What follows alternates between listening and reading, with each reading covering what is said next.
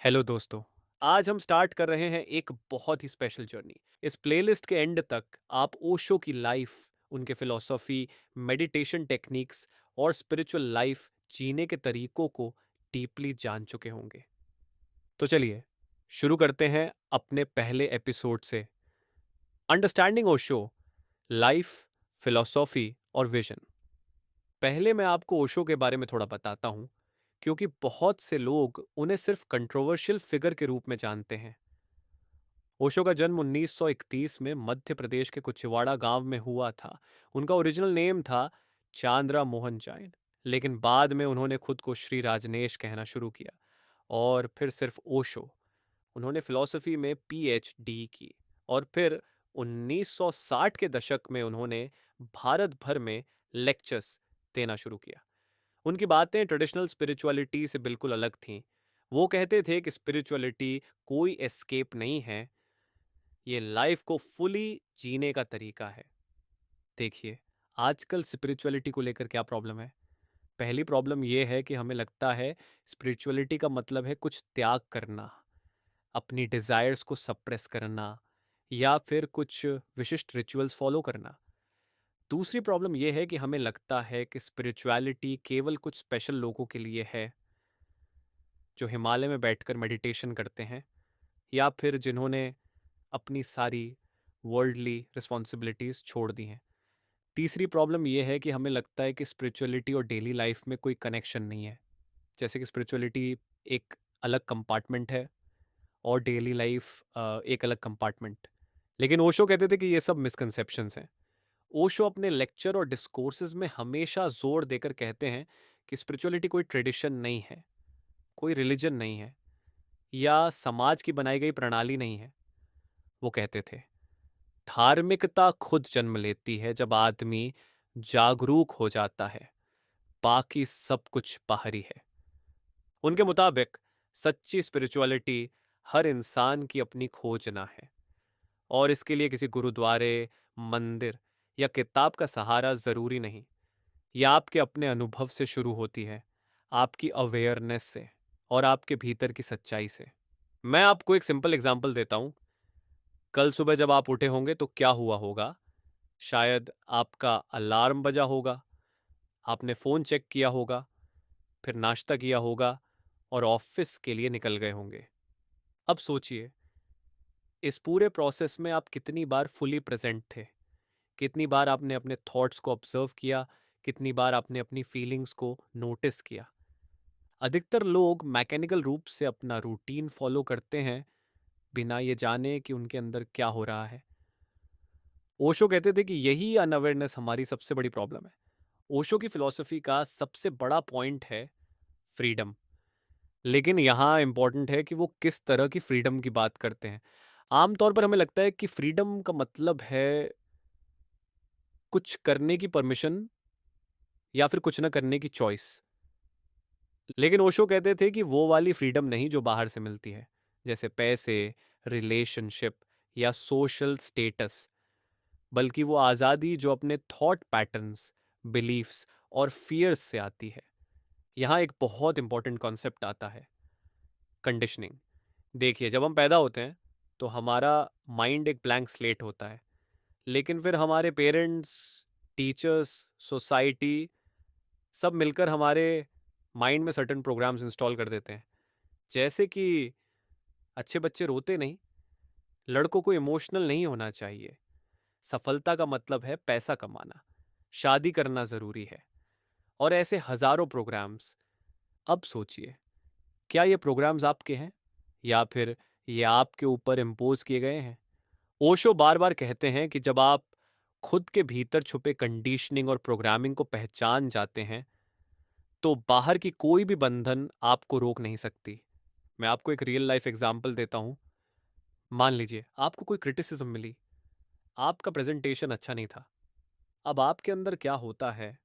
पहले तो आपको गुस्सा आता है, फिर आप डिफेंसिव हो जाते हैं, फिर आप सोचते हैं कि वो पर्सन आपको नहीं समझता, फिर आप उसके बारे में नेगेटिव थॉट्स सोचते हैं। अब सोचिए, क्या ये रिएक्शन ऑटोमेटिक था या आपने कॉन्शियसली चूज किया था? अधिकतर केसेस में ये ऑटोमेटिक होता है, क्योंकि हमारे अंदर एक प्रोग्राम है जो कहता है क्रिटिसिज्म बुरी चीज़ है, इससे बचना चाहिए या फिर इसका जवाब देना चाहिए। लेकिन ओशो कहते थे कि अगर आप इस रिएक्शन को ऑब्जर्व कर सकें, तो आप फ्रीडम का पहला स्टेप ले लेते हैं। उनका कहना था कि असली लिबरेशन, चाहे वो मेंटल हो, इमोशनल हो या स्पिरिचुअल, खुद के विचारों का सही ऑब्जर्वर बनने से मिलती है। यहाँ ऑब्जर्वर का मतलब है जज करना नहीं, बल्कि सिंपली नोटिस करना। जैसे कि अगर आपको एंगर आ रहा है, तो बस नोटिस करें, अरे मुझे एंगर आ रहा है, इसे स्टॉप करने की कोशिश ना करें, बस ऑब्जर्व करें।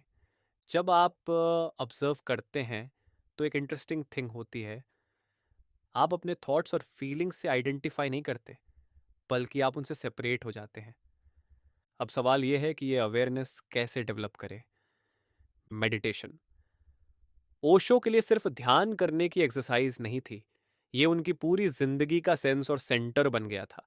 लेकिन यहाँ इंपॉर्टेंट है कि ओशो के मेडिटेशन टेक्निक्स ट्रेडिशनल मेडिटेशन से बिल्कुल अलग थे। ट्रेडिशनल मेडिटेशन में आपको बताया जाता है कि आपको अपने थॉट्स को स्टॉप करना है, या फिर एक विशिष्ट मंत्र को दोहराना है, या फिर अपनी ब्रीदिंग को कंट्रोल करना है। लेकिन ओशो कहते थे कि ये सब फोर्सफुल अप्रोचेस हैं, और जो भी फोर्सफुल होता है वो नेचुरल नहीं होता। ओशो के मेडिटेशन के बारे में फिलॉसफी ये थी, पहली बात, मेडिटेशन का मतलब है थॉटलेस स्टेट नहीं, बल्कि थॉटफुल अवेयरनेस। यानी कि आप अपने थॉट्स को ऑब्जर्व करते हैं, लेकिन उनसे आइडेंटिफाई नहीं करते।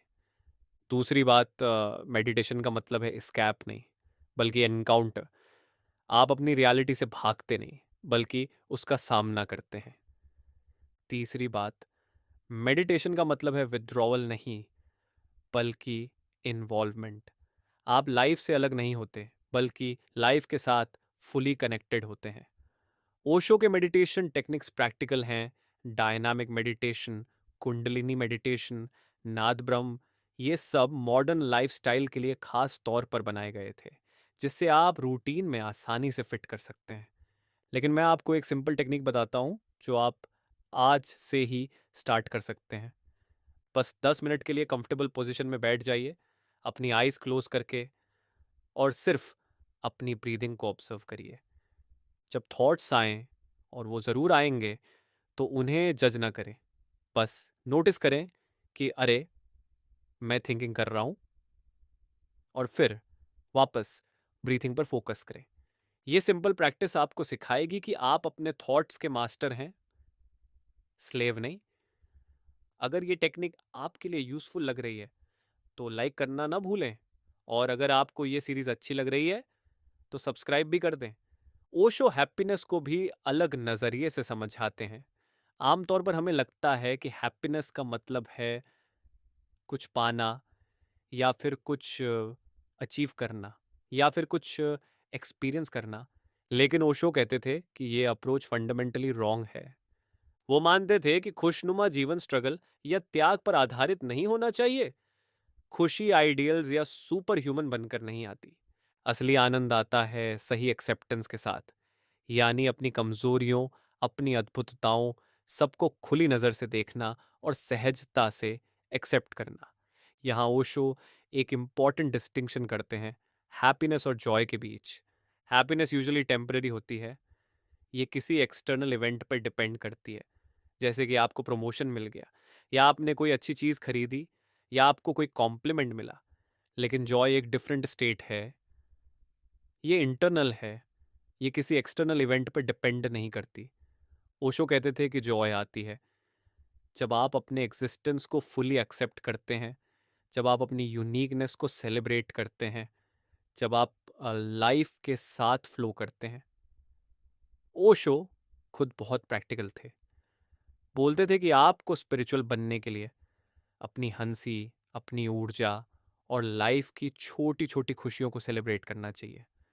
वो कहते थे कि अगर आप एक फ्लावर को देखकर खुश नहीं हो सकते, अगर आप एक चाइल्ड की हंसी सुनकर मुस्कुरा नहीं सकते, अगर आप एक ब्यूटीफुल सनसेट देखकर अमेज्ड ही नहीं हो सकते, तो आप किसी कॉम्प्लिकेटेड स्पिरिचुअल प्रैक्टिस से भी खुश नहीं हो सकते। ये सिंपल थिंग्स ही असली स्पिरिचुअलिटी है। अगर आप उनके लेक्चर्स ध्यान से सुने तो पाएंगे कि ओशो के विचारों में जैन का सिंप्लिटी, टाओइज्म की फ्लूइडिटी, tantra की एक्सप्लोरेटिव एनर्जी और वेस्टर्न साइकोलॉजी की डेप्थ ऑल एक साथ ब्लेंड होती है। ये बहुत यूनिक कॉम्बिनेशन है, क्योंकि अधिकतर स्पिरिचुअल टीचर्स या तो ईस्टर्न अप्रोच फॉलो करते हैं या फिर वेस्टर्न अप्रोच, लेकिन ओशो ने दोनों को कंबाइन किया। ईस्टर्न विस्डम के साथ वेस्टर्न रैशनैलिटी को, ईस्टर्न मिस्टिसिज्म के साथ वेस्टर्न साइकोलॉजी को। ऐसे मिक्स का फ़ायदा ये है कि चाहे आप एनालिटिकल सोच वाले हों या क्रिएटिव, ओशो की बातें हमेशा रिलेटेबल और एप्लीकेबल लगेंगी। हर इंसान खुद के हिसाब से उनकी फिलॉसफी को समझ सकता है और अपनी डेली लाइफ में अडॉप्ट कर सकता है। उन्होंने ये हमेशा बताया कि स्पिरिचुअलिटी कोई हाई लेवल इंटेलेक्चुअल एक्सरसाइज नहीं है, ये हर व्यक्ति के लिए है, घर बैठे, ऑफिस में बैठे या पार्क में चलते हुए। अगर आप अपने थॉट्स, रिएक्शंस और इमोशंस के ऑब्जर्वर बन जाइए, तो यही सच्ची अवेकनिंग है। ओशो की टीचिंग्स आपको रोजमर्रा की चुनौतियों, रिश्तों और स्ट्रेस में क्लैरिटी देने के लिए हैं। साथ ही यह आपको एम्पावर करती हैं कि आप खुद का आंसर खुद तलाशें, किसी बाहरी अथॉरिटी या फिक्स्ड सिस्टम का ब्लाइंड फॉलोअर न बने। मैं आपको कुछ रियल लाइफ एग्जांपल्स देता हूं कि आप ओशो की टीचिंग्स को कैसे अप्लाई कर सकते हैं। ऑफिस में जब आपको कोई डिफिकल्ट टास्क मिले, तो पहले अपनी रिएक्शन को ऑब्जर्व करें। क्या आप तुरंत ही तनाव में आ जाते हैं या फिर आप काल्मली अप्रोच करते हैं? रिलेशनशिप्स में जब कोई आपसे डिसएग्री करे, तो पहले अपनी ईगो को नोटिस करें। क्या आप तुरंत डिफेंसिव हो जाते हैं या फिर आप ओपन माइंड से सुनते हैं? डेली रूटीन में जब आप कुछ कर रहे हों, तो चेक करें कि आप फुली प्रेजेंट हैं या नहीं। क्या आप मैकेनिकली कर रहे हैं या फिर कॉन्शियसली कर रहे हैं? यही वजह है कि ओशो दुनिया भर के लोगों के लिए एक बीकन बन गए।